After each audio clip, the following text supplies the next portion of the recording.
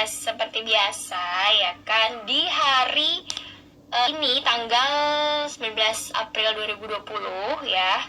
Konten Web TV Asia Indonesia lebih dekat tetap akan berlangsung meskipun hari ini adalah hari Minggu ya.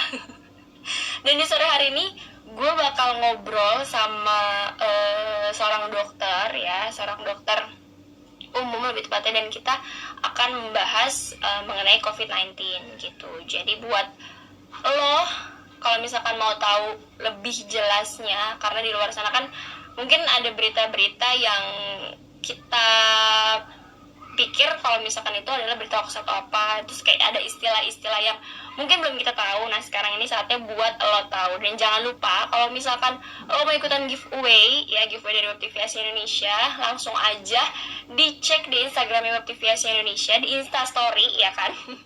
Dari situ nanti ada caranya untuk ngikutin si giveaway-nya gitu ya. Ngomong ini panas banget ya kan.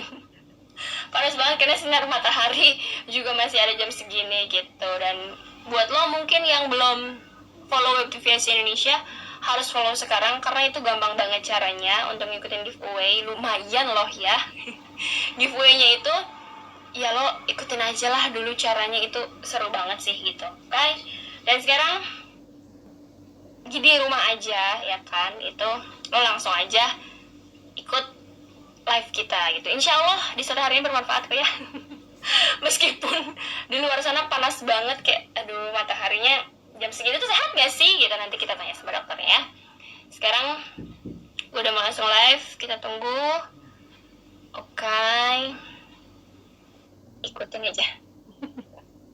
Parah Bang Holis. Hasil loading nih guys. Hai Liana, apa kabar? Ya ampun, kangen deh sama Liana. Halo Pak Dokter. Halo teman-teman semua. Baik, alhamdulillah masih sehat jiwa dan mental. Aku lagi di rumah, hari ini lagi off. Besok kita baru piket lagi. Oh gitu, ya kan tadi minggu kalau misalnya hari ini kita akan bahas tentang COVID-19 ya dok ya. Nah sebenarnya karena tadi aku update-nya jubir dari penanganan kasus COVID-19 hari ini tuh ada totalnya sampai update minggu ada 6.575 positif ya kan. Nah itu tuh sebenarnya COVID-19 itu jadi virus yang kayak kita gimana bahas sih dok? satu-satu dulu ya. COVID-19 itu adalah panjangannya coronavirus disease 19.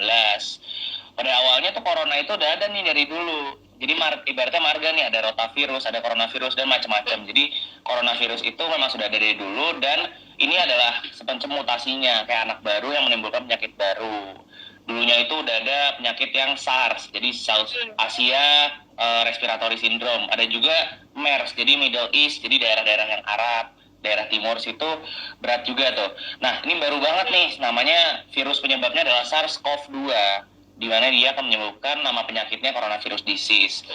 Mungkin kalau bahas gejala, ini aku patokannya mungkin kalau sering lihat dokter namanya Dokter Erlina, itu guru aku, dan saat ini sebagai salah satu dokter penanggung jawab juga di Rumah Sakit Persahabatan, rujukan se-Indonesia juga. Gejalanya tuh kayak flu-flu biasa. Jadi ada demam, ada nyeri kepala, nyeri otot, rasa-rasa pilek, dan itu sulit dibedakan sama batuk pilek biasa secara klinisnya gitu. Nah, itu kan gejalanya hampir sama kayak flu biasa ya dok ya.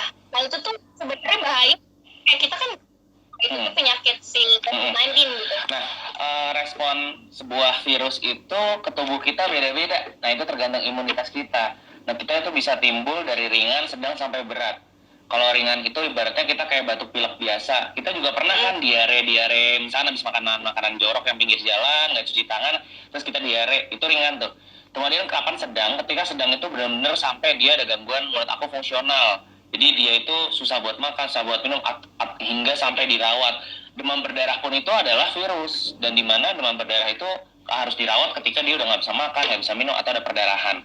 Dalam konteks COVID-19 ini, dia itu pada saat hampir 80% itu gejalanya ringan. hampir 80% itu orang cuma batuk pilek biasa, dan bahkan ya mungkin karena Indonesia udah imunitasnya kuat, seringkali disepelein, nggak apa-apa, cuma batuk pilek biasa. Cuman yang bahaya adalah ketika dia tertular ke orang-orang yang imunitasnya lebih rendah atau lebih lemah. Seperti siapa? Umumnya adalah orang-orang tua gitu. Tapi kadang juga ada istilah yang bilang apa, orang tanpa gejala ya. Iya, betul. Orang tanpa gejala. Ya betul. Jadi kalau secara definisi, maksudnya tuh gimana? Nah, jadi kan kalau definisi kasus kan, jadi klarifikasi kasus itu ada banyak. Ada orang tanpa gejala, yang paling awal tuh orang tanpa gejala. Ada ODP, namanya adalah orang dalam pemantauan. Ada juga namanya PDP, pasien dalam pengawasan. Baru sisanya adalah confirmed case, probable case maupun confirm. Bedanya apa sih? Jadi kalau misalnya secara definisi, orang tanpa gejala itu adalah dia itu nggak memiliki gejala, sesuai namanya dia nggak memiliki gejala, tapi dia memiliki resiko yang tinggi. Nah, resiko yang tinggi itu apa? Adalah orang yang kontak erat, namanya kontak erat dengan pasien yang udah terkonfirmasi COVID-19. Misalkan, nauzubillah ya, misalkan ada kenalan saya yang pasien saya yang sudah confirm. Nah, saya itu bisa dibilang kontak erat jika, ada jikanya lagi. Nah, seperti biasalah Indonesia ada definisi-definisinya lagi kan. Yang pertama, kontak erat itu adalah seseorang yang kontak fisik berada dalam satu ruangan kurang dari 1 meter. Nah, itu dengan pasien yang positif. Jadi kalau kita satu ruangan dengan kurang dari 1 meter, itu resiko tinggi banget. Makanya kita kan pemerintah galak banget tuh, ada social distancing, bahkan sekarang WHO udah physical distancing, satu gitu. Nah, secara definisi itu ada 3 orang nih yang beresiko. Misalkan adalah petugas medis yang nggak pakai APD standar, yang cuma pakai jas hujan, bahkan ada yang pakai trash bag awal-awal. Itu kan gila banget kan, awal-awal gitu. Tapi sebenarnya emang maksudnya semudah itukah untuk menularkan atau gimana? Jadi kalau ngomongin penularan, dia itu sudah terbukti menularkan by droplet. Droplet itu adalah cipratan yang dari dalam tubuh kita. Dan bayangin kan kalau kita bersin atau batuk nyiprat, itu tuh akan kurang lebih sekitar 1 sampai 1,5 meter cipratan kita. Makanya salah satu pencegahannya yang sekarang digalakan adalah pakai masker. Bahkan semua orang wajib pakai masker, baik itu kain maupun masker bedah. Gitu. Kalau dulu kan, ya namanya ilmu kan berkembang ya. Dulu kan WHO sendiri yang bilang masker hanya untuk orang sakit. Sekarang kan hampir semua orang suruh pakai masker. Karena memakai masker itu bisa 2 titik. Antara kita tertular sama kita juga menularkan. Ternyata seperti itu. Tapi kalau misalkan lewat keringat gitu bisa nggak sih? Kan kadang olahraga bareng juga kan katanya nggak boleh deket-deket. Nah itu dari keringat tuh sebenarnya bisa nggak sih, Dok? Nah itu tuh ada juga nih senior aku yang spesialis kedokteran olahraga, dia kemarin ngerilis jurnal gitu bahwa ternyata bisa, karena dia kan melalui droplet juga seperti cipratan-cipratan keringat. Makanya kalau pasien sekarang mau olahraga, disarankan kan olahraga di rumah. Dan banyak banget kan kayak teman-teman yang fitness atau apa sekarang menggunakan live Instagram, jadi live bareng-bareng atau menggunakan Zoom. Jadi nggak secara langsung. Dan kalau memang masih ngotot banget mau olahraga keluar, itu tuh ada aturan-aturan mainnya. Misalkan jarak antar 2 orangnya itu harus jarak sekitar 10-20 meter, biar kita nggak terkena cipratan keringatnya, dropletnya. Kan itu kan nggak kasat mata kan. Kemudian kalau misalkan mau nyelip juga harus berbeda jalur yang sekian meter. Benar. Terlalu banyak sih detail. Jadi intinya kalau bisa di rumah aja. Kan banyak juga alternatif, misalkan sepeda statis, treadmill, ya tergantung kalian. Atau kalau misalnya mau minimalis juga, yang kayak push up, sit up itu juga efektif kok. Oh gitu. Yang penting Udah.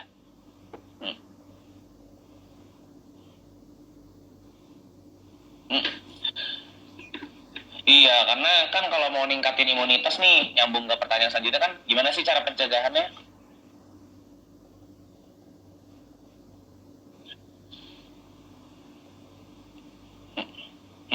Berjemur ya, jadi sekarang ya. sih Itu dia itu berjemur itu kan intinya, iya ya, kedengeran. Cuman emang agak putus-putus. Jadi kan kalau berjemur itu, dia itu akan mengaktifasi vitamin D yang ada dalam tubuh kita. Jadi kan kalau kita makan, kan nggak semua vitamin D itu bisa langsung dipakai. Ibaratnya bahan bakunya udah ada nih, tapi butuh diproses. Nah, diprosesnya itu dengan cara menggunakan ultraviolet, yaitu sinar matahari. Sampai saat ini kalau yang aku baca, sinar ultraviolet yang dibutuhkan tuh UVB, jadi sekitar antara jam 10 sampai jam 12, dan itu butuhnya bentar aja cukup kok. Dia cuma 10 sampai 15 menit aja cukup. Seminggu sekitar 3 sampai 5 kali boleh. Dan nggak harus sampai sejam mah kita juga gosong juga. Jadi nggak harus berarti nggak harus tiap hari Nggak ya? harus tiap hari. Baiknya kalau tiap hari boleh, tapi kalau disarankan minimalnya berapa? 3 sampai 5 kali. Dan itu cuma 10 sampai 15 menit. Gitu. Dan katanya harus benar-benar langsung ke kulit ya, nggak maksudnya kayak pakai pakaian katanya nggak bagus. Ya, Itu benar nggak sih, banyak Dok? sih yang penelitian yang bilang kayak gitu. Jadi baiknya kan di rumah kan nggak kelihatan kan. Ya udah kalau bisa di rumah dengan ya tetap pakai baju nggak apa-apa, kan keserap juga dari kulit kita. Yang pakai hijab pun walaupun terkena muka, walaupun cuma kena tangan kok gitu. Cuman mungkin kita maininnya frekuensinya lebih sering karena sinar matahari itu akan menjadi namanya imunomodulator. Jadi kayak sebagai barak-barak TNI, Satpol PP-nya tubuh kita buat mengaktifkan sistem imun kita gitu. Oke, ya. Kan kalau misalkan kita lihat nih, Dok, kemarin pemerintah itu nggak mudik ya, karena takutnya dia bawa atau dia bisa kan. Tapi pada saat mereka nyampe daerahnya, aku waktu itu lihat di daerah Jawa, lupa di kota mana, tapi pas begitu mereka nyampe di posko itu tuh dicek sama di tempat desinfektan ya, Dok. Itu bahaya nggak sih kalau disemprot? Pada dasarnya disinfektan itu diciptakan buat benda mati, bukan buat manusia. Jadi kalau mau ilmunya disinfektan itu gimana caranya kita menghilangkan sebuah bakteri atau mikroorganisme dalam benda-benda yang operasi bedah yang mungkin alat-alatnya itu, nah itu disinfeksi dulu di lab atau dengan chlorhexidine, dengan macam-macam lah, ada ultraviolet, oven, tekanan juga ada. Nah, disinfektan itu bagus aslinya buat misalkan kayak hand sanitizer gitu. Ketika emang udah nggak ada air, ya udah biar praktis pakai hand sanitizer. Tapi itu hanya buat aja, bukan buat setiap hari pakai hand sanitizer, salah. Karena yang paling bagus disinfektan itu ya cuci tangan. Mungkin kelihatannya sepele teman-teman semua. Karena kan virus itu dia bentukannya kayak lidi gini kan. Jadi ada bulat, terus ini kakinya, terus ini kayak laba-laba gitu nih kepalanya. Nah kepalanya itu tuh yang isinya RNA dibungkus sama lipid. Lipid itu lemak. Dan pada kodratnya sabun itu bisa menghancurkan lemak itu sehingga dia efektif banget buat membunuh.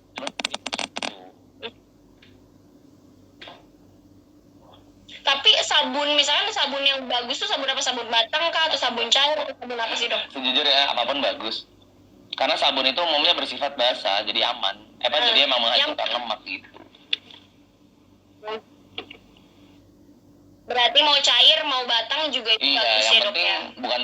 Bukan jenis sabunnya sih, tapi tekniknya. Dan alhamdulillah sih mungkin berkat corona juga teman-teman kita nih Indonesia makin aware nih caranya cuci tangan dengan baik dan benar. Dikit-dikit cuci tangan, 6 langkah. Dulu sampai 10 detik. Soalnya kan emang ada step by stepnya, dan satu step by stepnya itu sekitar 10 detik. Dulu kan kita kan asal makan nih di McD atau KFC gitu, atau di warung-warung gitu kan kita cuci tangannya asal cepet-cepet doang kan. Yang penting basah, tepek-tepek udah. Iya. Oke. Nah, terakhir nih, Dok, pertanyaan terakhir. Gimana caranya sih supaya kita nggak tertular atau nggak menularkan si COVID-19 ini? Kalau gimana caranya nggak tertular, ya gimana caranya kita nggak kontak dengan orang lain gitu. Ya itu makanya di rumah aja. Cuman buat teman-teman yang disuruh di rumah aja nih, menurut aku udah mulai chaos nih. Udah mulai 2-3 minggu, orang-orang udah mulai bosen kan. Apalagi pemerintah belum ngasih solusi lagi gitu. Apalagi buat teman-teman yang kayak Gojek, yang emang upah harian, itu kan susah banget. Kalau menurut aku gini aja, daripada kita mikir, aduh harus tes apa nih, ABC, tes rapid juga nggak spesifik, tes ini mana, aksesnya. Udah, daripada kita terlalu cemas, karena cemas itu bikin imunitas turun dan terkena sakit-sakit lagi, mendingan kita mindset kayak sugesti gitu aja ke diri kita, ya udah, gue udah kena corona, tapi alhamdulillah gue sehat. Dan kalau gue kena corona itu dia bakal mati sendiri dalam 10-14 hari, satu gitu. Jadi kuatin sistem imun yang ada di dalam tubuh kita. Nah kalau kuatin sistem imun banyak caranya, misalkan beli produk-produk yang kayak vitamin, atau misalkan Imbus, Imunos yang isinya Echinacea itu secara herbal meningkatkan imunitas. 1, 2 olahraga sehari harus 30 menit.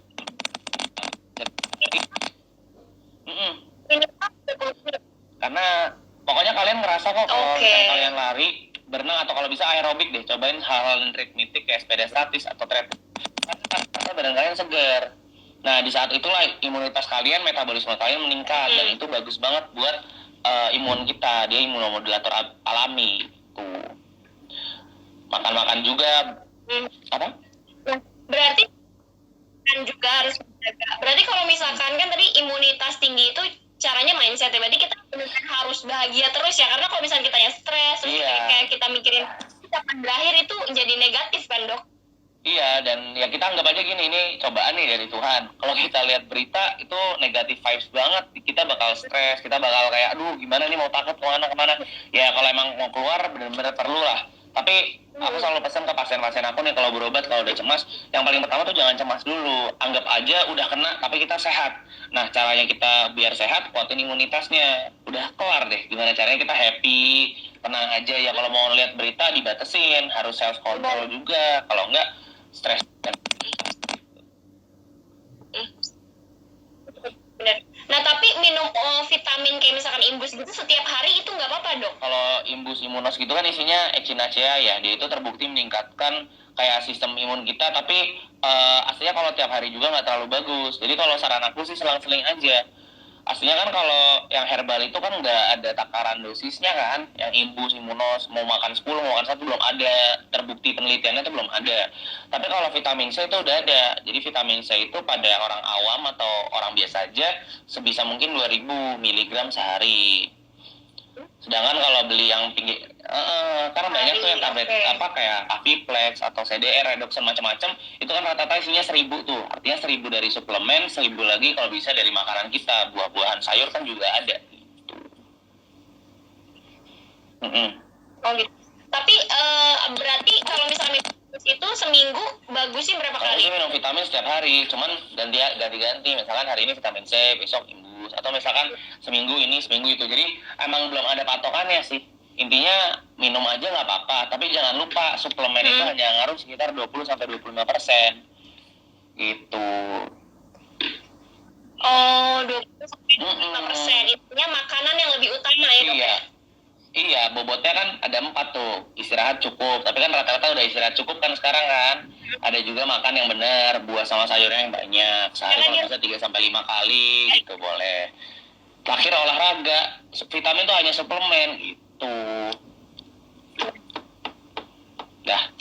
Oh gitu, intinya pokoknya harus olahraga sama bahagia, jaga makan gitu ya dok ya? Iya benar banget. Pokoknya ya positif vibe juga lah, positif thinking juga. Indonesia lagi diuji nih, seluruh dunia diuji kok, nggak hanya kita doang gitu. Benar-benar. Nah ini ada yang nanya nih dok di komen, jadi autoimun malah bahaya ya dok katanya? Iya, karena ada ya ini masih jurnal, masih kayak sebuah kasus ya, belum terbukti juga. Ada yang bilang kalau kita terlalu minum banyak Imbus Imunos kayak gitu juga meningkatkan, kan imun kita juga berlebihan nggak bagus tuh. Nah, corona itu pada saat awal-awal ringan mungkin kita bisa perbaikan karena emang secara herbal itu Echinacea sudah terbukti meringankan gejala, tapi tidak sembuh ya, meringankan gejala terbukti itu. Makanya orang kalau kecapean minum Imbus Imunos atau semacamnya akan terasa enakan gitu. Nah, tapi ketika pasien sudah berat nih, pasien-pasien yang corona sampai dirawat atau pakai ventilator, akan terjadi namanya cytokine storm. Jadi akan ada reaksi-reaksi ibaratnya tawuran tuh di tubuh kitanya. Jadi kan tubuh kita ada Satpol PP tuh, Satpol PP-nya tuh sistem imun yang memang udah ada dari sananya. Nah, dia dikasih senjata lengkap nih dengan cara kita minum-minum suplemen. Nah, tapi ketika kita udah telat, ketika coronanya udah berat, dia akan menjadi membabi buta serangannya dan itu bisa menyerang diri kita sendiri. Gitu. Makanya aku nggak rekomendasi kalau itu satu doang, pasti selang-seling biar ya vitamin C, vitamin E dan juga harus tetap makan. Jadi pencegahan nggak bisa hanya satu aja. Gitu. Nah, ini satu pertanyaan yang mungkin dari followers juga pada bingung ya kan, karena corona ini kan ada yang bilang akan lebih bahaya ketika ada penyakit bawaan yang sebelumnya kayak gula atau penyakit apa yang berat. Nah itu sebenarnya tuh jadi gini, corona ini kan awalnya sakit-sakit biasa nih, kayak flu-flu gitu kan, nggak biasa sih, flu-flu gitu kan ke tubuh kita. Nah, tubuh kita itu kan bergantung pada imunitas. Nah, ada penyakit-penyakit yang memang pada dasarnya dia akan melemahkan imunitas kita. Seperti apa? Seperti misalkan diabetes. Karena pada pasien-pasien diabetes itu yang gulanya tidak terkontrol, dia akan membuat sistem imun kita less likely lebih turun dibanding orang normal. Sehingga mereka akan lebih gampang buat terjadinya namanya infeksi. Gitu. Dan itu nggak hanya diabetes aja kok, HIV juga kan sistem imunnya turun jadi drop gitu. Tapi memang benar ya dok, ketika kita punya penyakit bawaan terus kena corona itu ibaratnya tingkat kematiannya kalau lihat yang data-data udah ada sih memang iya, memang pasti ada rata-rata komorbidnya. Komorbid itu pemberat, penyakit pemberatnya. Seperti gagal ginjal, pasien gagal ginjal kan juga agak fragile gitu, atau pasien-pasien diabetes. Jadi ya memang agak susah sih seorang dokter tangani, apalagi di Persahabatan, Sulianti Saroso, itu kan udah yang kasus-kasus berat. Cipto juga, Gatot Subroto juga setahu saya juga berat gitu.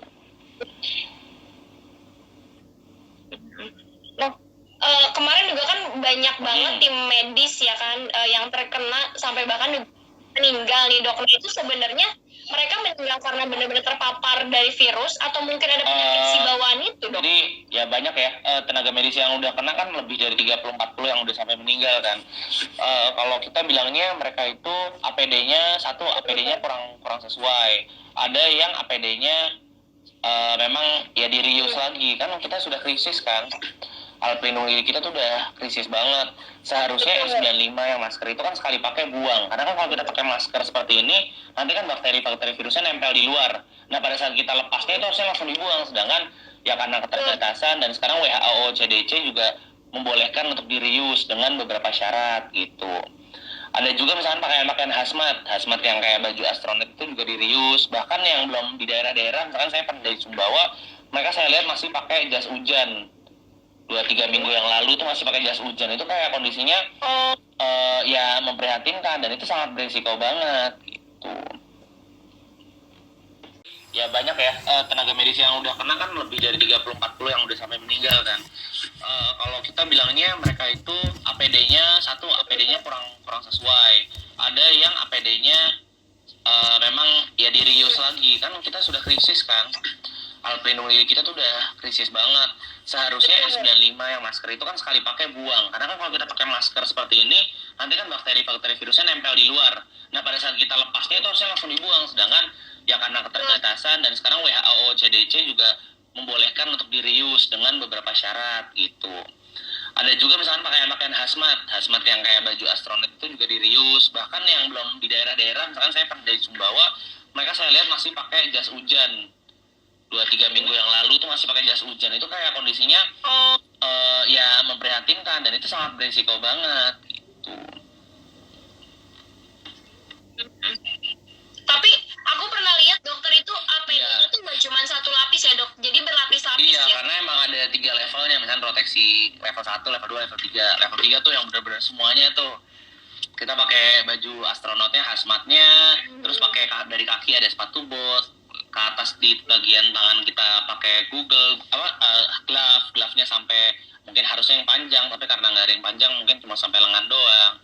Kemudian dari sisi kepala banyak banget tuh, dari sisi masker biasa, masker N95, kemudian ada yang Google, ada juga yang modelnya face shield, kayak tukang las gitu face shieldnya gitu.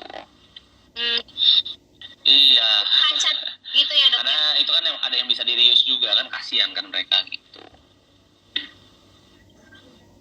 Ya. Berarti emang sebenarnya APD itu harusnya cuma sekali pakai terus buang ya dok ya? Karena di mana-mana sudah krisis dan ya apa boleh buat, kita kan nggak mungkin membeli, susah aksesnya, mana-mana rata-rata udah pre-order, kita kan nggak mungkin mengandalkan donasi terus kan, jadi ya apa boleh buat. Bahkan ada juga yang di daerah tuh dicuci kembali, dijemur, dan di-reuse lagi kan. Banyak juga di kelas aku yang lagi namanya internship di daerah, itu chaos banget dengan APD seadanya gitu. Berarti kalau kalau jas hujan tuh benar-benar nggak nge-backup si virus itu ya kan dok? nggak layak, itu akal-akalannya Indonesia aja, ibaratnya tidak ada rotan akar pun jadi gitu. Ya benar-benar. Berarti Iya. nggak bisa menangkal virus ya si jas hujan itu ya? Oke oke.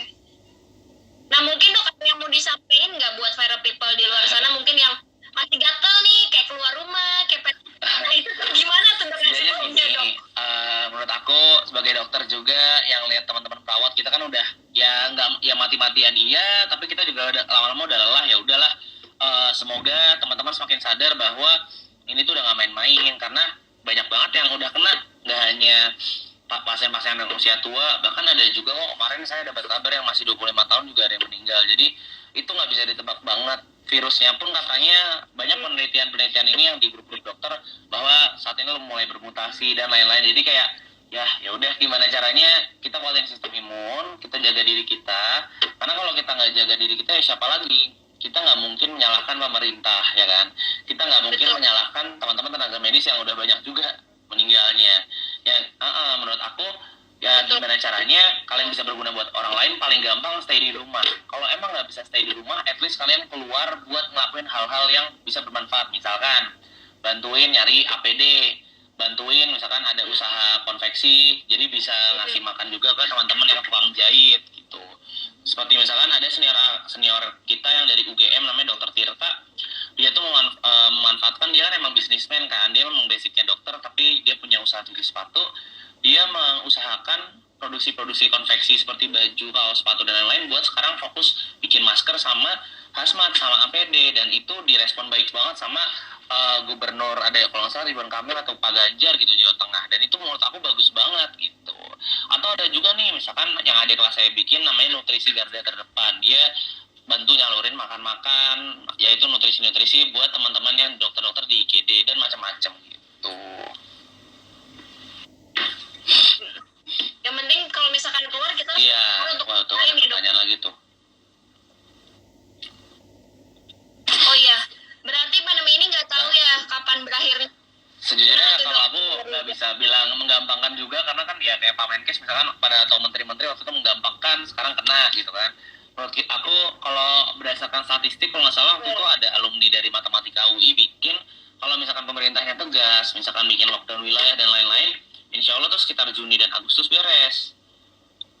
Tapi apabila sistemnya masih kayak sekarang, PSBB mungkin sudah mulai ada tegas. Tapi ya namanya masyarakat susah kan. Kemarin aja pas saya ke rumah sakit jam 6, jam 7 pagi, udah mulai banyak yang keluar rumah.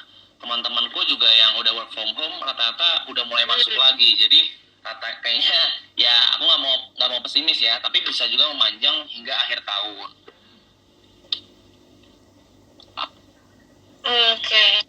Karena memang sebenarnya harusnya kita udah lockdown ya kan sebenarnya kalau misalnya lihat dari kejadian itu kita 3 bulan. Iya, kalau cuma lihat dari sisi kesehatan paling bagus ya lockdown.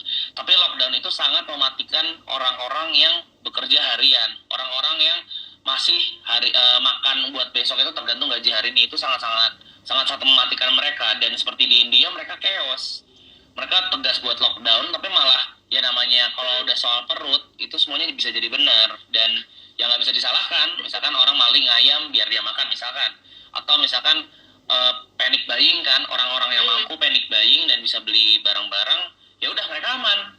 Tapi nanti orang-orang yang nggak mampu, yang udah stoknya bingung mau kemana, mereka bakal ngejarah orang-orang yang punya makanan. Itu kayak seleksi alam dan itu nggak bisa disalahkan. Jadi kita nggak bisa melihat sesuatu ini dari satu sisi aja, dan aku yakin teman-teman Pak Jokowi, menteri-menteri, orang-orang pemerintahan udah memikirkan sedetail itu gitu. Oke deh kalau gitu. Berarti tahu kapan berakhir, yang penting kita harus terus banyak berdoa dan positif vibes ya, benar kata dokter Lutfi ya kan. Iya. Terima kasih banyak dokter atas waktunya ya, sehat selalu. Tim medis tetap jaga kesehatan ya kan. Semoga jangan. Iya. Oke. Sehat-sehat ya semuanya. Terima kasih banyak. Ya, thank you. Ini. Nah, itu dia tadi ngobrol bareng ya kan sama Dokter Lutfi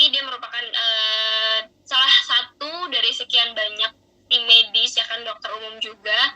Dan itu tadi mungkin obrolan yang bermanfaat mungkin buat para people semua di sana yang nggak tahu, jadi tahu ya kan, kayak istilah ODP, terus tadi istilah juga PDP, ya kan. Intinya buat para people semua, di rumah aja, jangan kemana-mana ya kan. Kalau keluar yang tadi dokter bilang harus bermanfaat buat orang lain gitu. Misalkan beliin APD buat tim medis, atau misalkan bagi-bagi makanan untuk orang-orang yang di luar sana masih bekerja gitu. Dan jangan lupa buat para people semua ikutin giveaway-nya ya kan, karena kita masih terus akan mengadakan giveaway ini secara masih work from home ya. Kita nggak tahu sampai kapan si pandemik ini akan berakhir, tapi yang jelas kita harus banyak berdoa, kita harus banyak lebih dekat sama Tuhan. Dan yang sedih lagi kan, seminggu lagi kurang lebih kita akan masuk bulan puasa, tapi kondisi masih seperti ini. Tetap harus positif thinking ya kan, dan pastinya juga kita harus tetap di rumah aja. Oke, untuk konten lebih dekat hari ini bersama Dr. Lutfi tadi sudah selesai. Kalau gitu gue pamit dulu, dan besok kita juga masih ada lagi konten ngobrolnya ya kan, sama siapa, pokoknya tenang aja, jangan sampai ketinggalan untuk follow